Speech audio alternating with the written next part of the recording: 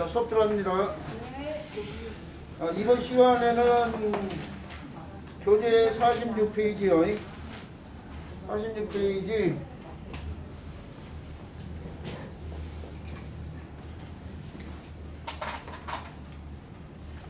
학습요보가 276번째인 가운데 중이에요. 가운데 중에 쓰임이 많은 글자니까요. 글자 자체는 다 알고 계신 글자인데 이제 어떻게 해서 만들어진 글자인 거죠.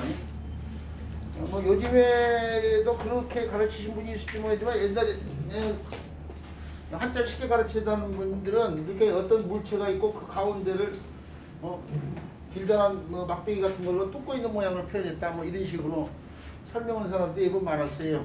어떤 물체 한 가운데를 길다란 막대기로 뚫고 있는 모양을 갖다 표현했다 뭐. 근데 이 글자의 고문자 자연을 보면은 이렇게 표현이 되어 있죠. 이렇게 이런 식으로.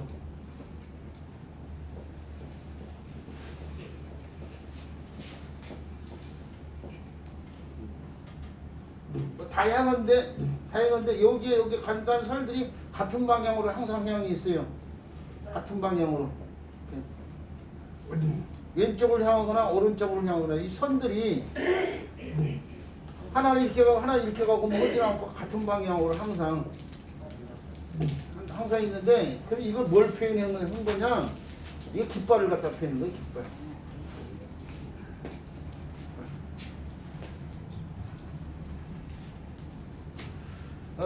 앞 시간에 살이라는 것이 가늘고 길다는 물체인데 발도 마찬가지예요. 가늘고 길다는 물체예요. 발. 면발 뭐 이럴 때 쓰이는 발이 또 발을 들이온다 뭐 이런 말들이 가늘고 길다란 물체를 들인 거예요. 이 가늘고 길다란 물체인데 기호 관련된 가늘고 길다란 물체라는 얘기죠. 이 깃발이 바람을 받아가지고 오른쪽을 향해서 또는 왼쪽을 향해서 이렇게 흩날리고 있는 걸 표현했고 그러면은 이건 깃대라고 볼 수 있어요. 깃대. 이게 깃대라는 것을 알 수 있어요. 그 문제는 이거예요. 이게 뭐냐 이거예요. 이게 그러면 깃대나 깃발 관련 있으면 기호 관련되어 있는데 이게 기폭이냐, 기폭으로 보느냐, 아니면은 또 다른 걸 보느냐 하는데 이 두 가지 견해가 있긴 해요. 근데 기폭으로 보기에는 이게 기폭이라면은 우리가 잘 알듯이 태극기 같은 경우 기폭을 생각할 수 있는데 기폭이 그렇게 한쪽 방향으로 이렇게만 달려있지 양쪽으로 이렇게 되어 있지는 않잖아요. 그러네요. 네. 그러니까 기폭으로 보기보다는 이게 깃발 자체가요. 이 깃발 자체가 어떤 의미가 있냐면은 한 집단을 상징해요. 집단을 상징하는 물건이에요. 집단 상징.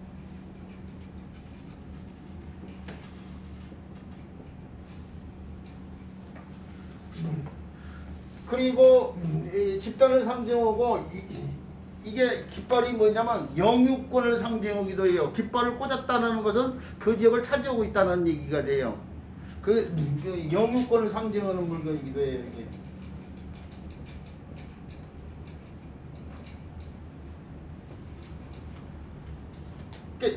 집단이 그러니까 영유권을 갖다가 차지하는 상황인데 그 영유권을 상징한다고 하는데 그 영유권은 뭐 관련이 되냐면은 지역 관련돼서 지역.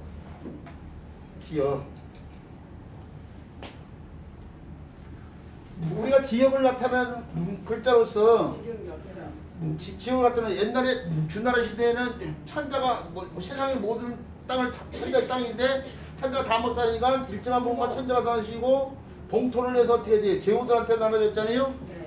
제후들한테 하는데 그 제후들이 땅을 받으면 그 일정한 곳에다가 구급을 만들었어요. 구급. 이게 읍이 도읍지에 도읍의 도읍이에요. 500년 도읍지 필마로 돌아다니 산천어부 가지 인간 갈렸다. 여기 도는 수도의 도고 구급을 만들었는데 이 나라 국자도 원래는 이렇게만 표현됐던 글자들 이게 오늘날 혹자란 뜻으로 쓰여서 그랬지 원래 이렇게 쓰다 이게 혹자란 뜻으로 쓰니까 나라를 나타내는 글자 이웃산 형태를 한번 더 붙여서 그랬지 이렇게 이게 나라 국자에서 원래예요. 요 형태는 보면은 요 형태 고물자를 보면 이렇게 표현돼서 일정 이런 식으로 고름자의 고물자를 보면 이렇게 표현돼서 이렇게 여기에 보면은 일정한 경계를 두른 지역을 갖다 이게 일정한 경계를 두른 지역이잖아요. 일정한 경계를 두른 지역인데 요게 뭐냐면 읍성을 말하는 거죠. 읍성. 나라의 중요한 수도가 되는 지역이고 그 수도가 되는 지역은 서울에도 읍성을 쌓은 것처럼 읍성. 네모난 형태, 여기에 네모난 형태들이 성이에요. 성과 관련된 지역이에요. 성과 관련된 지역. 그 형태의 일정한 경계를 지닌 지역을 갖다 표현하는 거예요. 지역 가운데다가 우리가 이게 집단을 상징하고 영권을 상징하는 물건이라고 했는데 6.25 때 있잖아요. 북한한테 서울을 뺏겼어요. 그러고 나서 다시 수복을 했어. 우리나라 군인들이. 그래서 수복하고 나서 우리나라 군인들이 최초로 서울에 수복을 때 들어와가지고 먼저 하는 행동이 뭐냐면은 중앙청에 가가지고 태극기 올리는 것이었어요. 아문젠이 남북을 탐험하고 나서 남북점에 가가지고 처음 먼저 뭐 했냐면 노르웨이 국기부터 세웠단 말이에요. 아폴로 14호가 달나라에 가가지고 암스트롱이 달에다가 최고 먼저 팬hun양지가 우주선에서 내려가지고 최고 먼저 hun양이가 미국 성적에 꽂은 거예요. 지금 이게 깃발을 꽂았다는 말이 여자분들한테 유감스럽게 남자들이 여자를 정보했을 때도 깃발을 꽂았다고 하잖아. 네, 그게 그러니까 그럼 하지 말아야 잘못 얘기했다. 그거 하지 말고 그럼 설마 안 들을 거였다. 그러고 하고 나서 생각하기 아차한 거야 지금. 죄송합니다. 그런 말 하면 안 되는데. 어쨌든 간에 바로 어떤 지역을 차지한 것을 갖다가 표현했다고 보는 게 더 합당하게 보여요. 근데 이거에 대해서 명쾌하게 설명을 안 해 사람들이 또. 이 네모난 형태에 대해서. 근데 저는 이제 그렇게 본다는 얘기를 드리고요. 그렇게 했는데 이 깃발이 한 집단을 상징하기 때문에 한 가운데다 꽂기 때문에 가운데 란 뜻이 나왔다는 거 알아두시고요.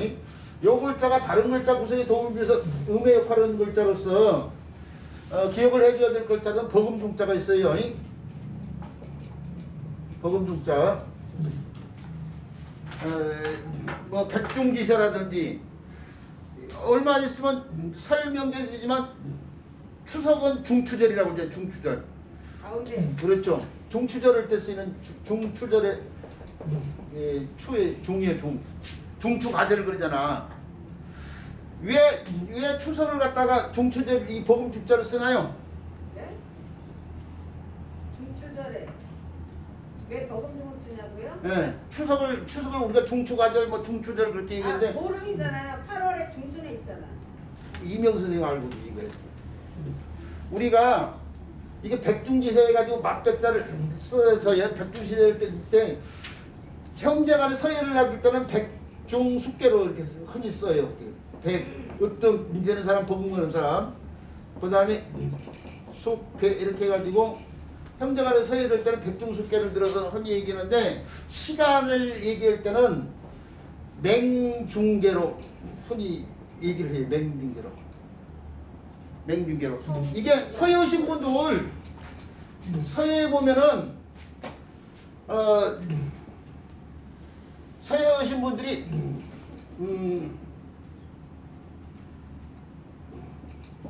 개춘 이렇게 쓴다. 이게 개춘 이렇게 쓰면은 개춘 뭐 몇 월 며칠 이렇게 쓰면은 이게 개춘이 뭐냐면은 3월이란 얘기야. 3월 음력 3월이란 얘기야. 음력 3월이란 얘기. 이게 서예 오신 분들이 우리 오늘날 사람들은 3월 그렇게 쓰지만 옛날 사람들은 3월이라고 안 썼어. 한자로 이렇게 우리 오늘날 3월 며칠 날 뭐 글 쓴다 이렇게 해서 3월을 갖다 직접 이렇게 쓰지만 옛날 사람들은 3월이라고 하지 않아 개춘이라고 했단 말이에요. 맹하의 계절 그때 맹하 이렇게 썼단 말이에요. 그 맹하 그러면 뭐이냐? 이거 7월이란 가만히 있어. 맹하면 4월이란 얘기야. 4월 서해신 분들이 4월달에 쓰면 맹하라고 표기를 한다고. 그게 이제 이게 맹중계를 갖다 그대로 들어서요. 춘, 하, 추, 한자를 안 쓰고 그냥 앞으로 쓸게요. 그대로 맹중계 이렇게 맹, 중, 계 해가지고 사주단자 이런 데도 써먹고 그래요 이걸. 네. 맹춘이 1월이에요. 음력 1월. 중춘이 2월, 음력 2월이요. 개춘이 음력 3월이야. 맹하가 음력 4월이야. 맹하가. 중하가 뭐야? 음력 5월. 개하가 음력 6월. 그러면 맹추가 뭐예요? 7월. 중추가 뭐예요? 중추. 지금 아까 좀 중추. 8월이라는 걸 알수 있어요. 8월. 중추가 8월이야 지금. 중추가. 개추가 뭐예요? 9월 1일 말하는 거이고. 이게 춘3월이고 여기가 삼동. 겨울 세 달을 삼동이라고 보고. 그 맹하의 계절이 돌아왔다고 음력 4월달에 돌아왔다 그 얘기예요 지금. 음력 4월달에서 여름이 시작됐다 그 얘기예요.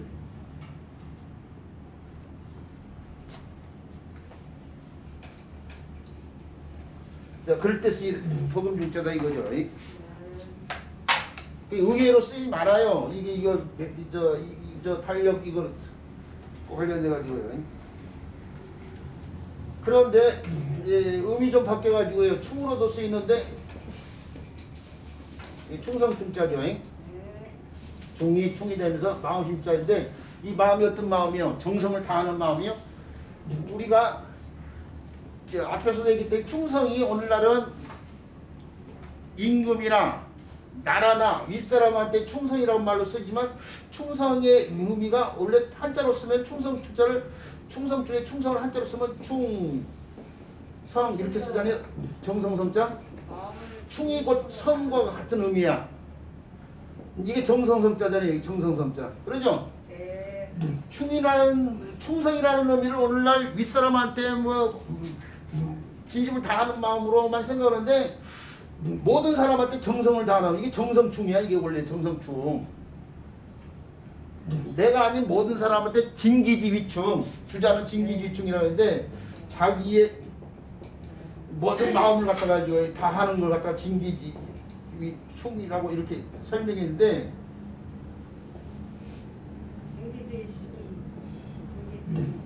근데 그 충이 정성과 관련된 거이지 막 윗사람한테 막 정성을 다하는 마음 그것이 아니야.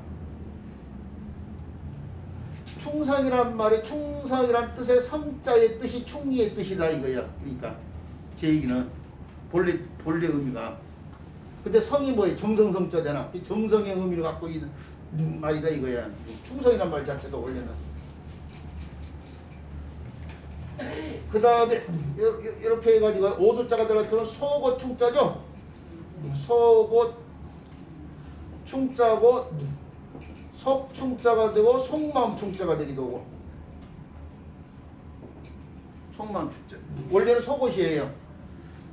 그래서 속이란 뜻이 나오고 또 속마음이란 뜻이 나와가지고 오늘날은 충심으로 사과드린다 그럴 때 쓰이는 충전이에요.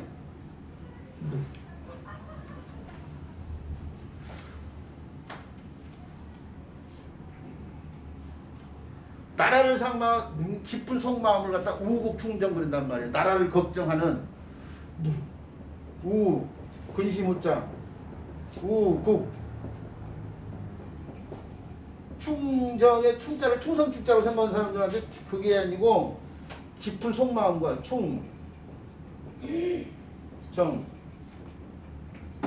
근데 얘기하면서 이게 지금 제대로 얘기하고 있나 지금 싶은데 우국충정 한번 찾아보세요. 충자가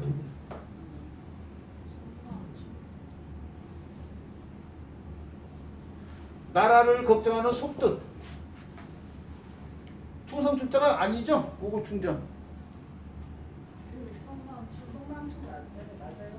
그러죠? 맞죠?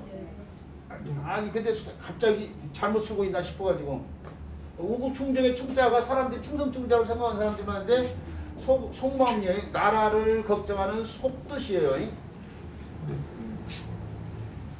그 다음에 빌충자예요. 비어있는 곳 빌충자 찌를 충자. 아니 참수면이요. 요걸 따지 이렇게 물론 쓸 수도 있어요. 이렇게 쓸 수도 있는데 이것과 이것이 서로 교환이 되다 보니까요. 빌충요. 의견이 상충된다. 이 찌르다 그런 뜻도 있어가지고 의견이 서로 찌르면 뭐 충적평야라든지 뭐 할 때 쓰는 글자 바로 있죠. 분기충천. 불안 기운이 하늘을 갖다가 뚫어. 하늘을 찔러. 분기충천. 뭐 할 때 쓰는 충천. 자, 이럴 때 쓰여지는 글자들이 전부 가운데 축자가 음역하는 글자를 알아주시죠. 자, 이렇게 해서요. 이렇게 해서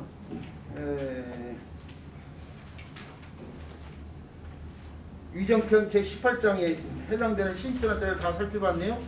자, 그러면 위정편 제18장에 있는 모든 한자가 다 학습이 됐으니까요. 문장풀이를 간단하게 해보는데요.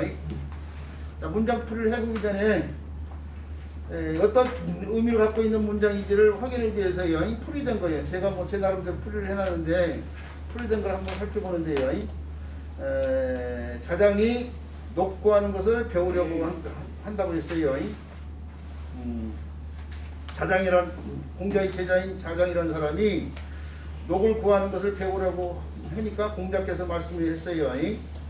많이 듣고 의심하는 것을 빼고 그 나머지를 삼가 말하면 말에 허물이 적고, 많이 보고 위태로운 걸 빼고 그 나머지를 삼가 행하면 행함의 후회가 적을 것이니, 말에 허물이 적고 행함의 후회가 적으면 녹이 바로 그 안에 있을 것이다. 이렇게 풀이를 해놨네요. 여기서 말하는 녹인 벼슬 구하는 것. 녹이라는 것이 벼슬하는 사람이 받는 봉급과 관련되어 있어요. 그러니까 결국 벼슬하는 사람이 봉급을 받는 일은 벼슬을 한다는 거 아니에요? 그래서 벼슬자리를 구하는 걸 말하는 거예요. 자, 그런데 그거 설명드리려고 했는데 우리 선생님 먼저 물어보셔서 먼저 대답을 했는데, 이 문장의 공간 상황을 갖다가 살펴보는데 결국 공자하고 공자의 제자인 자장이 지금 있는 거예요. 또 뭐에 대해서 얘기하고 있냐면은 우리 조금 전에 읽어봤지만 뭐 듣고 보고 뭐 이런 말도 있지만은 요점은 언과 행위에 대해서 얘기하고 있는 것 같아요. 언과 행. 그것을 어떻게 해야 된다? 신해야 된다. 삼가해야 된다. 이걸 얘기하고 있는 것 같아요, 지금.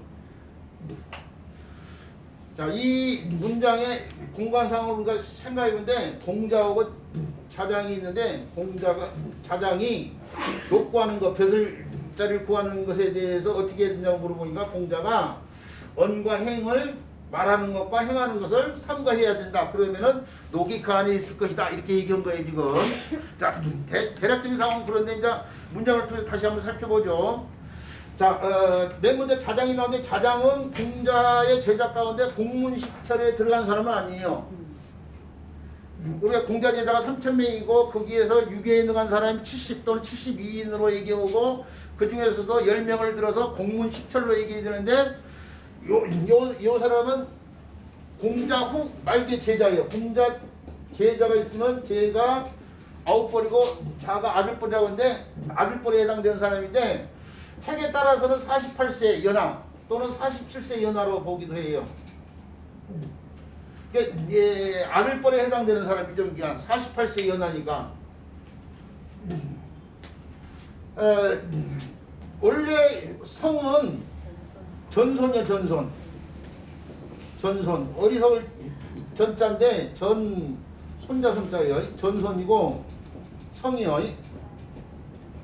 그 다음에 이름은 사예요, 사. 그리고 이제 커서 격식을 갖춰서 이제 불린 이유로 자장이죠, 자장.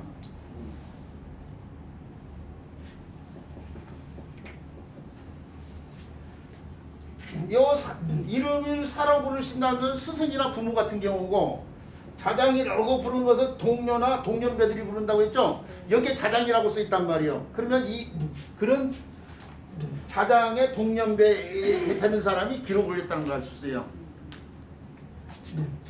자장이라고 표기가 되어 있으면 이 글 자체는 누가 지부에 있냐? 옛날에는 지식이 전달이 입으로 전달하니까 입으로 귀로 듣고 있다가 공자가 죽고 난 뒤에 이 상황을 기억은 제자 중에 누군가 하나가 아 옛날에 자장과 공자가 이런 얘기를 나눴다더라는 걸 적어 놓은 거라고 생각하라 이거예요. 네. 자 거기까지 이제 이해가 됐죠? 네. 자, 이 자장이 얼굴이 인물이 잘난 데다가 성품도 너그럽대요. 그래서 좋게 보는 사람들이 많았는데 하여튼간 그런 능력을 갖고 있는 사람인데 그 사람이 공자한테요. 녹록자를 써놨는데 아까부터 얘기했죠. 우리 선생님 물어봐가지고요. 벼슬을 하는 사람들이 받는 봉급을 갖다가 말한다고 했는데 결국 녹을 얘기했던 것은 벼슬자를 구한다는 얘기고 자장 합 이제 배운다고 했는데 그 다음에 방패간자가 나왔어요. 우리가 흔히 알고 있는 방패간자. 구하다, 공부하다. 그렇죠. 이 방패간자가 이게 무게일종으로서 원시적인 무게일종으로서 막기도 오고 또는 해치기도 하는데 그래서 막다이 뜻도 있고 해치는 상황 관리도 범하자의 뜻도 있다고 그랬죠. 네. 자, 근데 막는 것 가운데에 호대로면서 무기로 사용된 것이 방패니까 막다에서 방패란 뜻이 나오고 근데 범하자의 뜻은 간섭하다, 관여하다 뭐 이런 뜻이 나온다고 했죠. 네. 근데 범하는 행위가 간섭하는 행위가 거기서 뭔가를 구하기 위해서 범하는 거예요. 범해서 그냥 범하고 마는 것이 아니고 우리가 맹수를 범했다는 것은 맹수를 잡기 위해서 구하기 위해서 그런 거예요. 그래서 관여하다, 간섭하다, 구하다의 뜻도 있어요. 구하다의 뜻이 있는데 막다의 뜻으로 쓰이는 어휘 같은 경우는 난간의 간자가 방패간자를 쓴다고 했어요. 떨어진 걸 막기 위해서 만드는 난간이고 방패의 의미로 쓰이는 어휘는 구국의 간성, 나라를 지키는 방패와 성이다 이거죠. 구국의 간성의 간자가 방패간자죠. 그 다음에 범하다, 간섭하다 이런 의미는 관여하다 뭐 이런 간섭하다 이 간섭 내냐 그거예요. 그럼 있고 구하다는 뭐냐면은 그렇죠. 나는 뭔가를 간구하지 않는다 이거예요. 간구하다. 이게 간구의 구자도 구할 구자예요.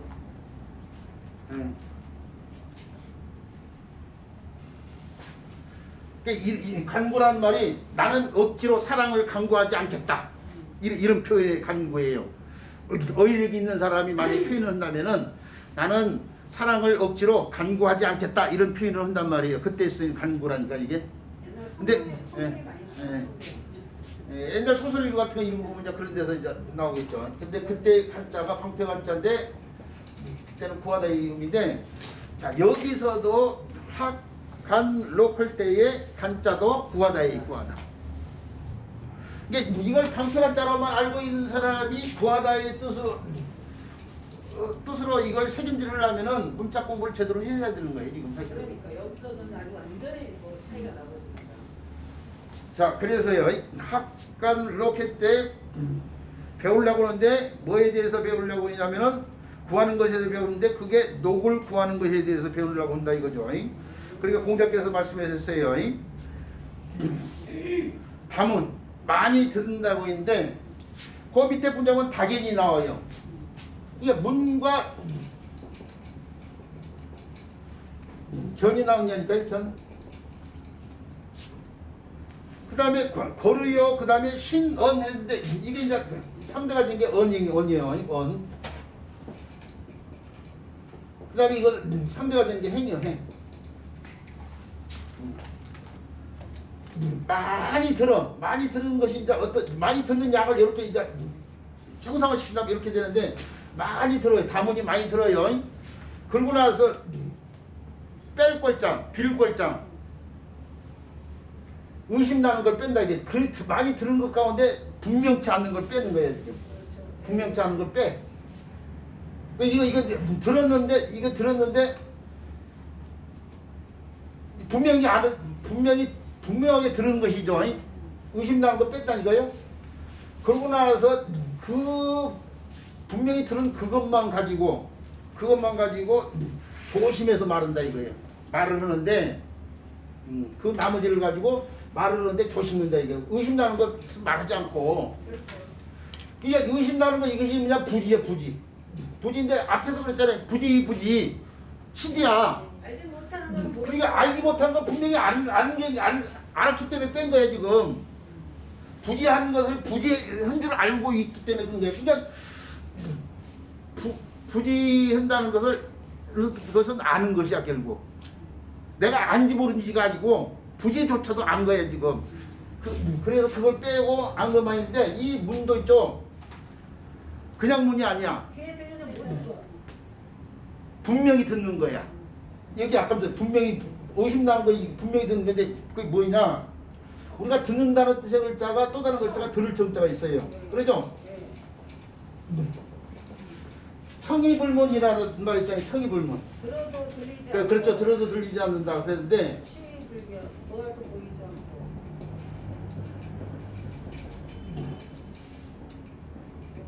청이불문이죠. 보세요. 여기는 시불계이죠. 시. 네. 집에 딱 앉아가지고 텔레비에서 나오는 거 가서 눈으로 현장에 가서 보는 거 아니야. 시청하는 거야. 시청. 머리에서 들어오는 거 그냥 보지도 않고 그냥 보고 듣는 거 보는 거야. 그냥 간접적으로 보고 듣는 거야. 이건 가서 보는 거야. 견문. 직접 가서 보고 직접 현장에 가서 듣는 거야. 요것은 간접적으로 보고 듣는 거이고 시청은 이것은 직접적으로 보고 듣는 거야. 그런데 직접적으로 보고 들어도 그 중에 의심 나온 건 빼고 그것은 분명히 아는 것만 가지고 말을 하는데 그것도 어떻게 해라? 삼가에서 말을 해라 이거야. 그러면은 그렇게 행동하면은 그렇게 언도하고 행동하고 그래서 그걸 신은다고 했죠. 네. 신으면은 결국 녹이 그 안에 있다 그 얘기잖아요 지금. 무슨 말인지 알겠죠? 예. 맨날 이거 설명하면은 우리 선생님 한 분만 안다고 오고. 저만 하나 봐요. 그러니까요. 자, 그래서 문장을 다시 들어서 풀이해본데 담은 많이 듣고 그 다음에 뺀다 이거요. 이게 빼다 이 뜻이 있어요. 의심나는 걸 빼고 그러고 난 다음에 분명히 들은 것만 가지고 말하는 거예요. 자, 삼가에 말을 하면은 그 나머지에 대해서만 삼가 말한다고 했는데, 자, 그러면 듣고 말하는 그 상황에 뭐가 놓여 있냐면요. 삼가 말하는 그 상황이 뭐냐면 생각이 들어가요. 생각을 걸르는 거예요 지금. 듣고 나서 삼가하는 것이 뭐냐? 삼가하는 것이 머릿속에 생각을 걸르고 있는 거라니까. 아, 이것은 해도 될 말, 이것은 하지 말아야 될 말, 이 생각하는 거야. 그냥 듣고 말하는 것이 아니고 듣고 생각하고 말하는 거예요 지금. 그게 삼가하는 상황이에요 지금. 무슨 말인지 알겠죠? 이게 뒤로 들어오는 걸 막고로 말을 하면 그래서 문제가 생긴 거야. 뒤로 들어온 걸 머릿속에서 머리에 채를 하나 만들어 놓고 거기서 해야 될 말, 아는 말 걸러내. 그래가지고 말하는데 그게 이제 삼가에서 말하는 거야 지금. 그 생각을 걸르는 거야 지금. 생각을 해가지고 걸르는 상황. 그래서 현적 허물이 적게 돼. 실수가 적게 된다 이거죠. 그 다음에 많이 보고 뺀다 이거요. 네. 위태롭게 생각되는 걸 빼. 아, 저건 하면 안 되겠는데? 뭐 이런 걸 빼는 거죠. 그러고 나서 그 나머지 것 가지고요. 분명히 행동해도 봐가지고 참고가 될 만한 걸 가지고 조심해서 행동하면은 곧 후회가 적을 것이다 이거죠. 그러니 말에 허물이 적고 행동에 허물이 적으면은 녹이 그 안에 있을 것이다 이렇게 풀린 거예요. 자, 근데 제가 뭐 설명을 좀 또 맨날 설명을 할 때마다 이렇게 장황 오게 하고 있는데 우리 선생님들이 알아들었을 거라고 생각하고요. 그래서 이정편의 18장에 해당되는 문장을 뭐 제 나름대로 이렇게 설명을 해봤고, 그 다음에 이정편 제 19장에 해당되는 슬프레자, 심플레자 살펴보는데요. 그 글자가 슬프레자니. 자, 슬프레자를 설명을 해야 되는데 이 슬프레자를 놓고 제가 책을 쓰는 사람 아니 제가 이게 회의자로 설명을 해야 되나 형성자로 설명해야 되나 맨날 고민을 했는데 지금 혼자 확실을 갖고 있는데 예전에는 고민을 많이 했어요. 누가 가르쳐준 사람한테 저 혼자 공부를 하다 보니까 혼자서 판단을 할 수밖에 없었거든요. 이걸 해자로 해야 되나 형성자로 풀이해야 되냐. 이차가 우리 선생님들한테 한번 도움 구해볼까요? 이게 자소가 오두자하고 입구자 두 개가 합쳐진 글자예요. 이 두 개가 합쳐져 가지고 슬프다의 뜻을 지닌 글자가 됐느냐, 아니면 오두자가 음역화를 해가지고 애가 되면서 입구자에 의해서 입으로 울면서 슬퍼한다고 해서 슬프레자가 됐냐, 어떤 것이 맞냐 이거야. 이것도 손 한번 들어서요. 뭐 어떤 것이든 상관없어요. 해자로 생각하시면 손 들어보세요. 입 속에, 옷 속에 입을 묶고 슬퍼한다, 이렇게 풀이라고 생각하신 분. 예. 그 다음에 오두자가 애가 되면서 입구자가 해서 슬프다의 뜻이 이루어졌다고 생각하신 분. 예. 나머지는 뭐냐 이거야. 세분만 의사표시를 했는데 적극적으로 틀린. 이게 의사표시를 할 때 만약에 내가 손들었는데 틀린 내용이다 이거예요. 그러면 그게 뭐냐면 자극이에요. 큰 자극이야. 아, 내가 이렇게, 나는 이렇게 생각했는데 그거 다르게 얘기하고 있네? 안 잊어버린 자극이 돼 그게. 그게 나를 위한 공부야. 그러니까 나를 위한 행동이야 사실 그게. 의사표시라는 게 맞게 얘기하면 아 맞아 하고 그거에 한 번 더 강화가 되는 거이고, 또 틀리면 그게 큰 자극이 돼가지고 그 자극이 반응이긴 한데 그 반응이 머릿속에 강화가 되는 반응이라니까. 그래서 어떤 표현을 하든지 간에 나한테 도움이 되는 거야. 적극적인 수업 태도를 갖는 것 자체가. 근데 물어보니까 막 앉아 계신 거 한 30-40명 앉아 있는데 딱 세 사람만 딱 안 보이잖아. 안 보이니까 30-40명이라. 안 들은 거가 맞습니다. 네. 안 들은 게. 아, 네, 뭐라고요? 안 들은 게 맞다고. 안 들은 게? 네, 이것도 아니고 저것도 아니니까. 안 들은 게 맞다고? 그래서 물어봤잖아요. 제가 뭔지 정답이 뭔지 모르는 것이 정답이라고 지금 얘기하고 계시는 것 같은데, 저는 근데 확신을 가졌어요. 뭘로 갔느냐? 형성자로 확신을 가졌어요. 그러면 형성자로 확신을 가지려면 이유가 있어야 될 거 아니에요. 그러죠? 자, 그 이유 하나가 뭐냐? 요 뜻이 슬프다의 뜻인데 똑같은 슬프다의 뜻을 갖고 있는 글자로서 가장 쓰임 많은 글자가 슬플 비자가 있는데, 슬플 비자가 형성자예요. 안일 비자가 음역하면서 마음속에, 그러니까 이게 형성자니까 이것도 이제 형성자니. 근데 이거 하나만 가지고는 충분치 않죠 사실은. 일단 이걸 하나를 보고요. 또 다른 하나가 형성자로 볼 때 입구자에서 슬프다고 했죠. 그런데 슬프다의 뜻을 갖고 있는 글자로서 이렇게요. 이렇게 쓰이는 글자가 이게 탄식할 자라고도 많이 지만 이게 슬프로 자예요. 슬프로 자인데 이 글자는 뭐예요? 까마귀 오자가 음역하면서 입구자에서 슬프다 뜻이 이루어져요. 근데 또 다른 문제 하나는 오두자가 음역하해서 의가 예가 됐다고 했는데, 그러면은 요 글자가 의하고 관련되는 글자란 말이에요. 예라고 오늘날 필요가 있지만 의하고 관련됐잖아 의미. 그런데 옛날 글자를 보면은 이렇게 쓰이는 글자가 울자로 이렇게 써. 그러니까 얘가 오두자의 음의 영향을 받다면 의하고 관련이 돼 있어야 되는데, 그런데 여기서 의의 음으로 익히고 있어. 얘가 다시 돌아간 거야. 그러니까 의가 얘가 됐지만 얘가 다시 의로 돌아간 거야 여기서는. 그러니까 이건 뜻과 관련돼서, 이건 음과 관련돼서. 그 다음 결정적인 거 하나, 이게 이 글자의 근문 형태가, 이 글자의 근문 형태를 보면은 이런 형태가 보여. 이런 형태가 보이는데 이 글자가 문자로 정의화되면 이 글자예요. 이 슬플의 자가 이체자야.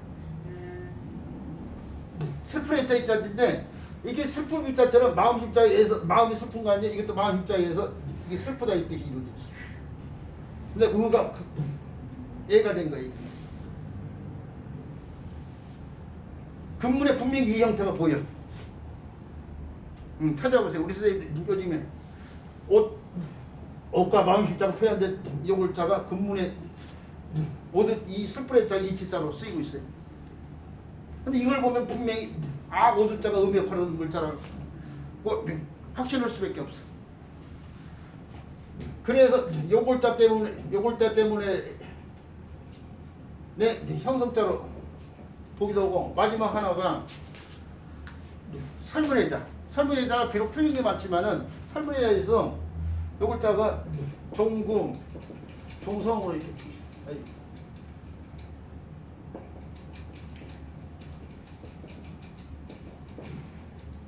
표현이 됐어요.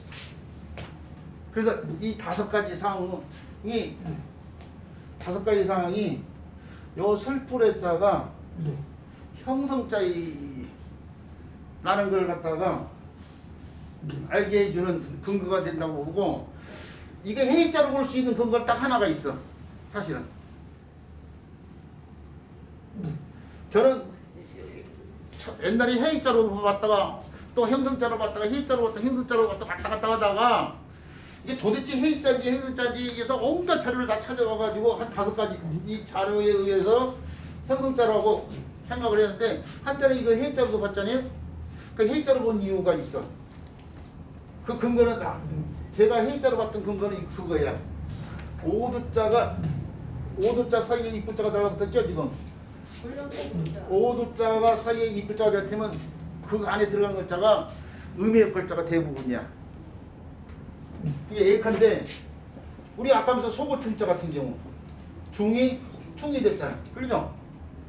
소고충자, 속충자, 속망충자 또는 뭐예요? 사람의 성으로 쓰이는 글자 안일 비자가 이렇게 달라붙으면 비가 배로 바뀌면서 옷 치렁치렁할 배자야. 이게 옷 치렁치렁할 배자. 안일 비자가 음역하려는데 옷 치렁치렁할 배자. 근데 사람이 성으로 많이 쓰니까 오늘날 성배자가 되는 거죠. 성배자, 성씨배자. 쌀과. 네? 쌀과. 싸는 거. 쌀과자. 그렇죠. 마역 과시할 때 쓰는 글자. 쌀과자. 네. 우리 선생님, 이 쌀과자를 한다는 건 마역 과시도 한다는 얘기야.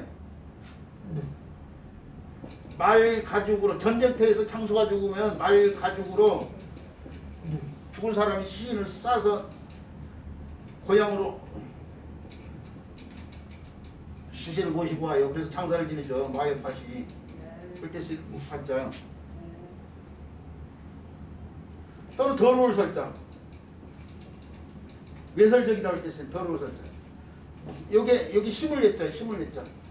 힘을 냈자인데 이게 기세세자 같은 데서 음역하고 그러잖아요. 근데 여기서는 설이 돼.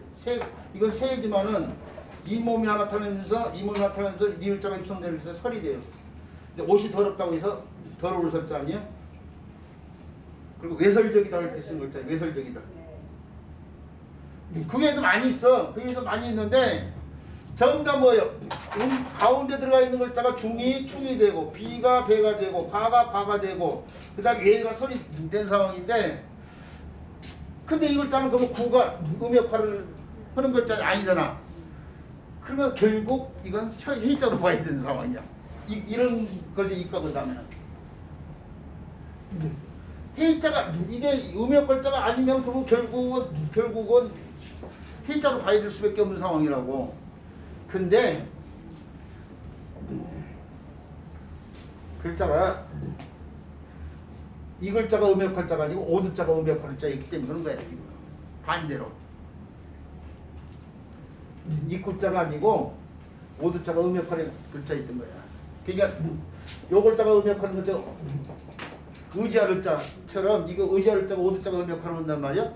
그런 것처럼 이 글자도 이 오두자가 음역하는데 그 음이 애가 됐는데 애가 되다 보니까 이게 형성자가 아닌가 뭐 그렇게 고민도 한때는 했는데, 조금 전에 말씀한 것처럼 이게 5가지 예를 들어 봤을 때 형성자가 특히 4번 같은 경우가 슬프기 자체로 딱 맞아 떨어지잖아요. 오두자가 그대로 음역을 한다는 것이. 그래서 또는 뭐예요? 슬플의 자가 의로 다시 의의 음으로 다시 돌아가는 이게 울루자 이런 글자들. 이런 글자를 봤을 때 이 형성자로 봐요. 그래서 최근에는 이거 마음을 굳혀가지고 최근에 쓰긴 책에는 전부 다 형성자를 풀이고 있어요. 근데 이게 혼자서 공부하다 보니까 왔다 갔다 했어 그동안에. 누가 가르치는 사람도 없고 혼자서 결정을 해야 되는데 이제 왔다 갔다 하지는 않을 거예요. 그러면 어떻게 해석을 할까요? 그러면 그러니까 이라고 봐야 되나? 입으로 네. 울면서 슬퍼하는데 오두자가 음이 아까 먹혀서 애가 됐다 이렇게 설명해야지.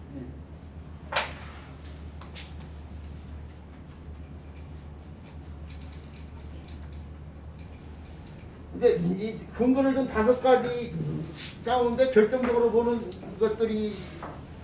것들이요. 설문에 잘 빼더라도 나머지 상황을 보면은 이게 형성자일 가능성이 거의 지금은 확실을 가져야 하는 거의 90%라고. 네.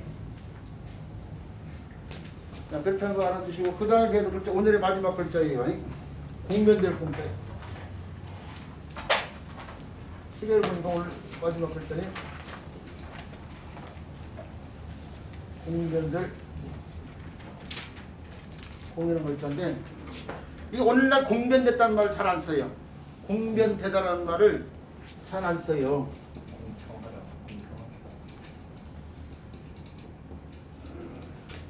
이 공변된 사적인 걸 보고 공평하게 나누는 상과 관련돼서 공평하다고 해서 공평할 공이라고 더 많이 얘기하고 있어요. 공평.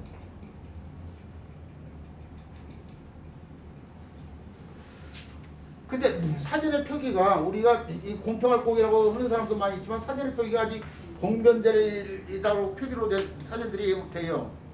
그러니까 공변대다가 뭐인지를 알아야 되는데 공변대다에 저 국어사진 찾아보면 공변대다가 나오긴 해요. 근데 공변대다가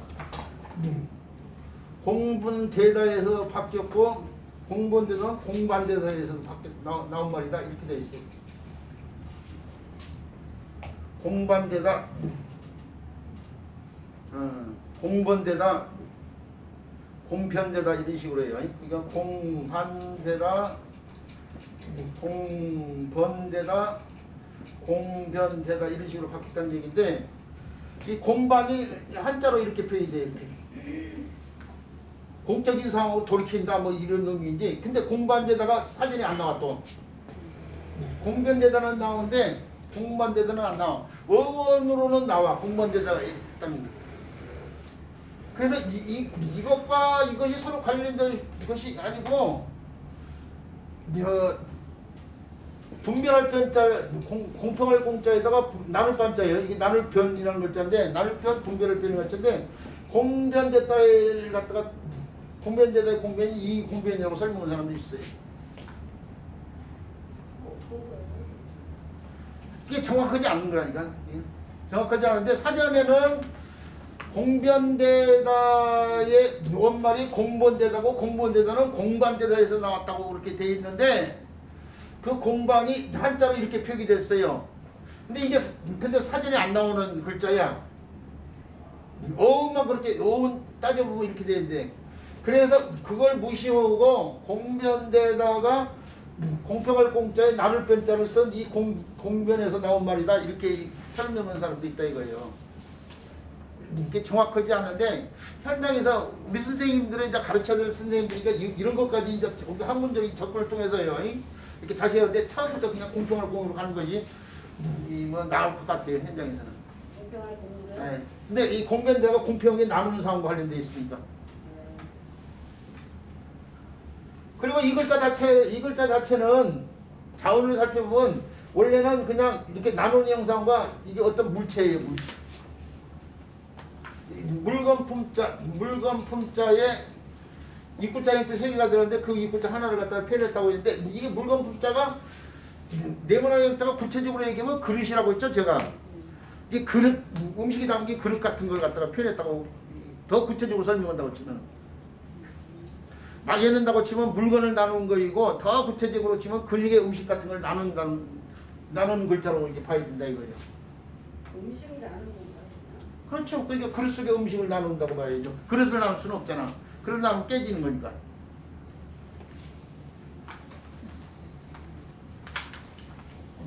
물건을 나누는 거예요. 공평하게. 우리가 살다 보면 물건 하나를 놓고 나눈 경우가 많잖아요.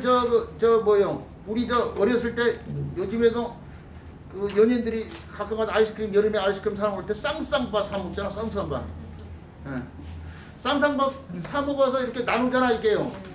이게 두 개가 이렇게 서로 붙어 있어가지고 꼬타리 이렇게 나누잖아. 나누다 보면 어떻게 돼요? 나누다 보면 이렇게 해가지고 이쪽으로 한 덩을 가가 이쪽으로 조금만 남기도 하고 막 그래. 어쩌고는 막대기만 떨어졌거든. 예. 쌍쌍바 나누는 방법이 어떻게 나눠야겠어요? 맨 처음에 쌍쌍바 사가지고. 봐요. 예. 이렇게 밑에서 나무떼기 두 개 쫙 벌려요. 아, 벌려? 네. 그렇게 되면 이렇게 될 가능성이 커. 아, 그러면 쌍쌍바를 사가지고 봉지채 딱 붙잡고 이렇게 딱 잘라오면은 아, 진짜? 예.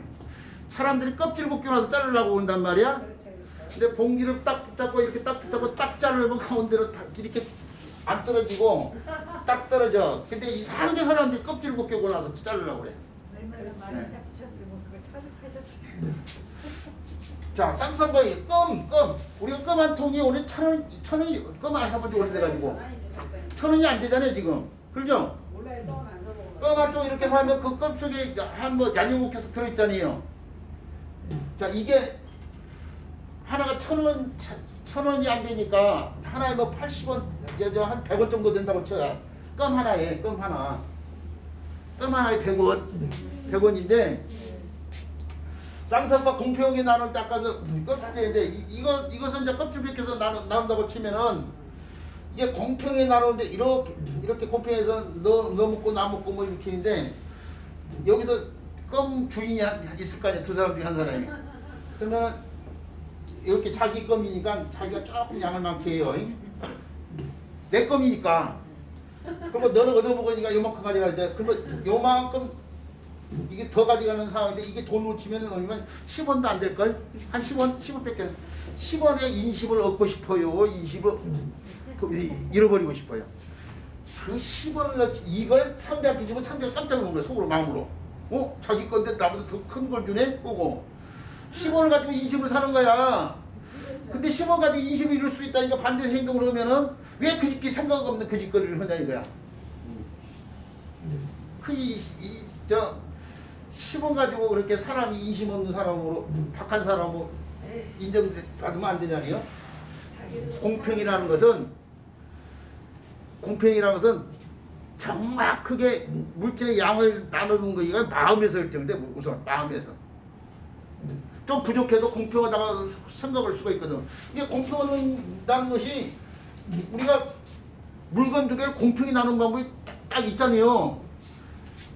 A라는 사람과 B라는 사람 때 A라는 사람이 나누고 B라는 사람이 먼저 선택하게 하는 거야. 그게 공평하게 나누는 방법이야. A라는 사람이 자기가 나눠놨으니까 불만이 없어. 그러니까 B라는 사람이 그러고 나서 먼저 선택하게 해. 그게 공평하게 나누는 방법이라니까. 사실은. 근데 어쨌든 간에 세상을 살다 보면은 이런 조그만 일을 가지고도 삶의 지혜가 좀 필요하다고 해서 해본 말인데 요 공평할 공짜가요.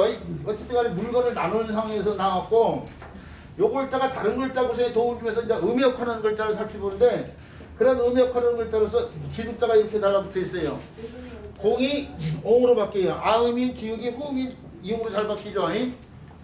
그래서 공이 옹으로 바뀌는데요. 이게 기둥자가 달라붙어요.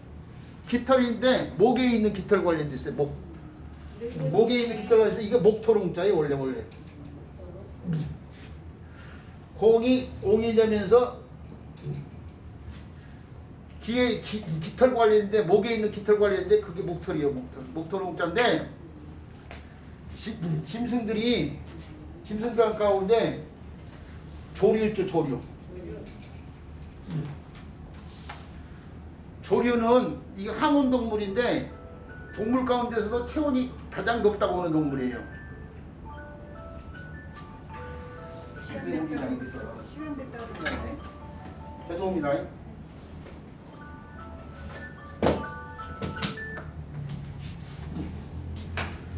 이 사람이 체온이 있죠. 36.5도라고 이렇게 흔히 얘기하잖아요. 36.5도라고 얘기하는데 그 사람이 체온을 재는 체온계에 보면은 옛날에 수은 같은 거 들어가 있어요. 체온계에 보면은 표시 눈곱 표시가 37도, 38도, 39도, 40도, 41도, 42도, 43도, 44도 이렇게 표시가 되어 있지가 않아요. 언니가 이 35도 이렇게 표시가 되어 있지 않아. 그 눈금에다가 표시하는 이렇게 표시할 때 여기서 끝나 여기서. 43도, 44도 가가지고 생존할 수 있는 사람이 없어. 필요 없는 수치야. 그러니까 42도까지만 이렇게 체온계의 눈금이 이렇게 돼 있어. 사람은 42도 넘어가면은 정신이 잃고 죽는 거야. 숨이 나도 빠지는 거야. 죽는 거야. 그런데 조류는 42도가 넘어가. 만약에 사람이 42도까지 체온을 올리고 얹어놓으면은 에디슨이 계란을 품었는데 뼈가를 날 수 있었던 거야.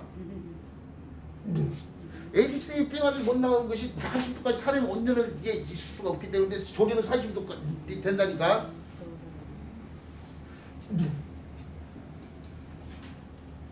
그러다 보니까 새들이 온도가 이렇게 높잖아요. 40도 이렇게 높던데 그 피가 가장 많이 몰리는 곳이 머리 쪽이야. 사람도 마찬가지야. 머리 쪽인데 그 머리 쪽으로 올라가는 부위가 더운 여름에는 더우니까 닭들이 목털을 막 빼버려. 우리 닭 키워본 사람들 알아. 시골에서 닭 키워본 사람들 여름 지나면 닭 목털이 많이 빠져. 그래서 겨울에 이제 털갈이를 하는 거지 이제. 근데 목털이 많이 빠진 성기 그런 닭처럼 새처럼 독수리들도 마찬가지고 나이 든 사람도 어떻게 돼요? 늙은이도 머리털이 막 성기게 돼. 목에 털 새들 목털 빠진 것처럼. 그래서 늙은이란 뜻이. 머리털이? 그렇죠. 이제 이거 목털이 막 성긴 상황인데 이제 늙은 사람은 이제 머리털이 성기니까 성긴 모습이 똑같으니까 새 목털이 성긴 것처럼 늙은 사람의 머리털이 성기니까 그것이 서로 연결이 돼가지고 늙은이라는 뜻이 나온다 이거예요. 그래서 오늘날은 이걸 목털옹이라고 하지 않고 늙은이옹이라고 한다 이거예요. 송기정옹, 새옹지마 할 때 쓰는 옹자, 노옹 할 때 쓰는 글자. 자, 그 다음에 공이 다시 무슨 작업자 써요? 기와자인데 기와자가 달라고 뜻이 뭐과 관련된다고 써니? 구워 만든 그릇과 관련된다고 했죠. 구워 만든 가마 속에 들어가가지고 최고 많이 구워내는 것이 기와장이라고 생각하면 돼. 옛날 사람들이 밥상에 올라온 그릇보다도 지붕에 올라온 기와장이 더 많아. 기와장을 구워내지 않으면 어떻게 돼요? 그냥 흙으로 빚어가지고 막고는 흐물흐물해서 형체가 없어지고 형체가 지면 집이 엉망이 될 거 아니에요. 옛날 사람들이 기와장을 어떻게 다 구워서 만들어야 돼요. 그러면 구워서 만들어 가마 속에 들어가야 돼. 가마 속에 근데 기와만 들어가는 게 아니고 그릇도 들어가잖아. 근데 그릇에 비해서 기와장은 엄청나게 많아. 그러니까 기와자가 구워 만든 물건을 대표해. 그래서 기와자가 들어가면은 병병자라든지 질그릇자자라든지 신우종자라든지 이런 글자들이 그릇과 다 그 뜻이 그릇이잖아요. 기와자가 다 달라붙어가지고 뜻의 역할을 한다 이거예요. 나머지 글자는 음의 역할을 하는 글자잖아요 지금. 부수자를 배우는 이유가 그거 있어. 앞 시간에 합격시에 합분자가 달라면 이거 크게 벌리는 동작 관련된다고 했잖아요. 합분자가 달라붙은 글자는 입을 크게 벌리는 동작 관련돼 있지만 기호와자가 달라붙으면은 구워서 만든 그릇과 관련돼 있다고. 뜻이 대부분 뜻이.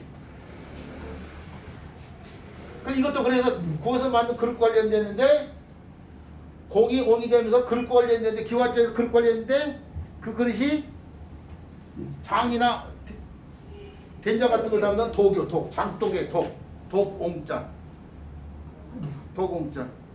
뭐 큰 것도 있고 작은 것도 있고 그런데 옹기 할 때 쓰는 거죠. 옹기. 옛날에 성을 이렇게 사방에 성을 만들고 문이 있을 거 아니에요. 문 성문이 이렇게 있는데. 아이고 저기 쳐들어오면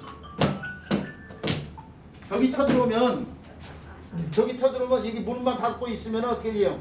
저기 문을 부시기도 하고 막 성을 타오기도 하니까 이 문을 보호하기 위해서 이렇게 여기다가 성을 이렇게 써 이렇게 수원성 같은 데가 이게 성 성곽이 돼. 여기 써. 그러니까 이게 뭐야? 이렇게 뺑 써는 게 이게. 그러면 요것이 없을 때는 어떻게 돼요? 막바로 저거 대치를 해야 되잖아요. 근데 여기에 이렇게 해놓으면 여기서도 싸우고 여기서도 싸우고 옆에서 싸우고 옆에서 싸워. 사방에서 적을 여기 문으로 이렇게 뚫고 들어오려고 치면은 적을 그 가운데에다 가다 놓고 도관에 던지처럼 공격을 할 수 있어. 이게 철옹성이야, 철옹성. 무너지지 않기 때문에 세체자를 쓰면서 독처럼 생긴 성이다 이거서 철옹성. 그 철옹성의 옹자예요. 옹관묘 할 때 쓰는 옹자. 옛날 죽은 사람을 장독 같은 큰 독에다 집어넣었어. 그 옹관묘 할 때 쓰는 옹자가 바로 이 글자고, 그 다음에 옹자로 쓰이는 글자로 써요. 옹자로 쓰이는 글자로 써. 이 글자는 근데 이렇게 정자는 사실 이거예요. 안을 옹자예요.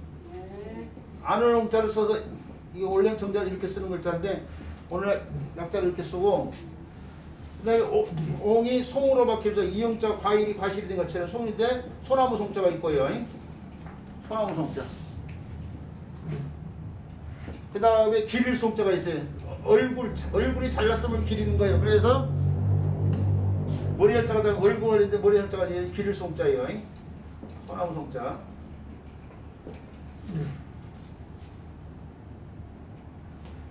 또 송살 송자예요. 소송을 걸다 이렇게 씁니다. 억울한 걸 말한다 얘기죠. 나라님한테나 뭐 관아에 골 지키는 사람들한테 송살 송자.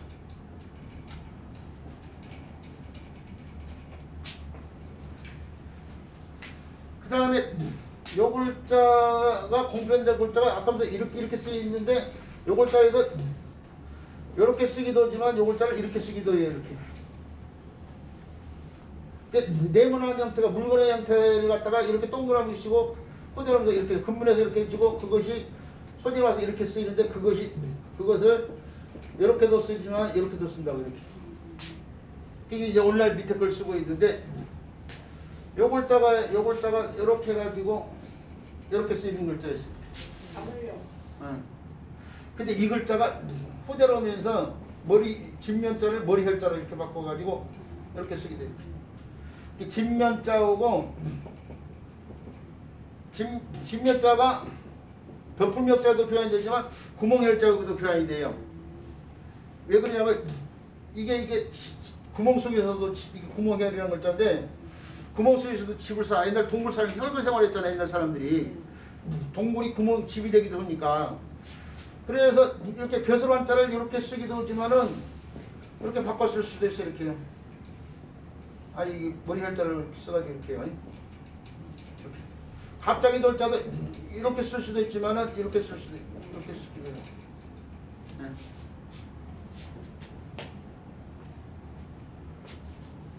근데 오늘날 이 글자를 쓰고 이 글자를 쓰는 것 뿐이지.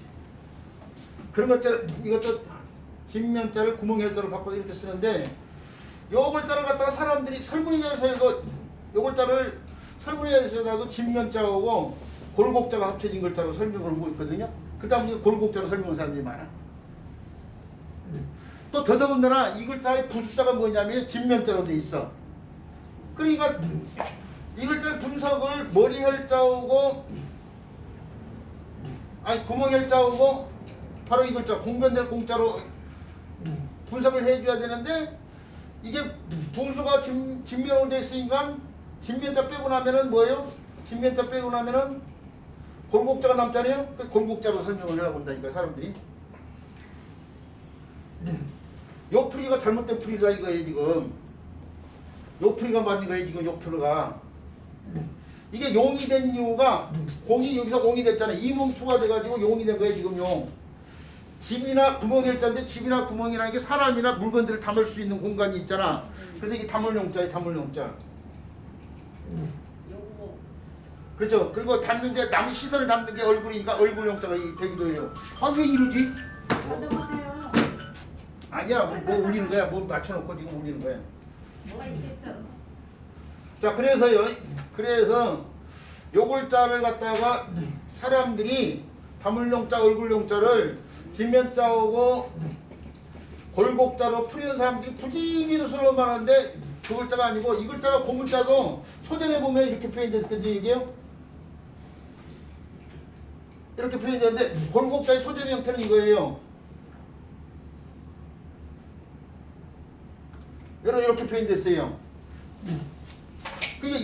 이게 소전, 골곡자의 소전 형태인데 이게 골곡자라면 이렇게 써야지. 이게 서로 다르잖아. 이 형태, 이 형태가 지금 다르잖아요.